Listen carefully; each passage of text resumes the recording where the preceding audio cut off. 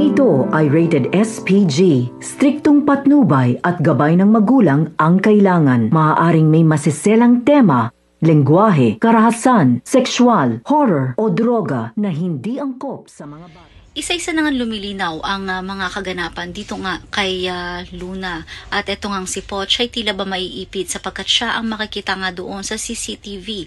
Subalit eto nga kuya nito ni Obet ay makikita din doon mismo ng kanyang kapatid. Subalit upang protektahan ito ay dinilit nga nito ni Obet yung camera kung saan ay makikita ang kanyang kuya na nakasilip kung saan nalaglag etong si Luna.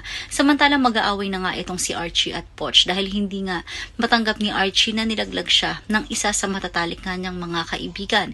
At etong si Gob ay nangangamba dahil pakiramdam niya ay dadating din ang araw na si Gino naman ang ilalaglag nga nito ni Poch.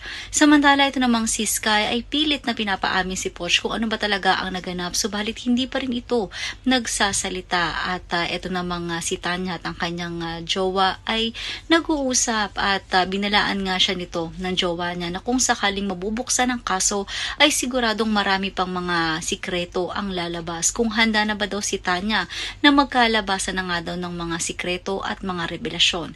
Yan ang mga dapat nating subaybayan at pakatunghayan dito nga lang sa Senior High.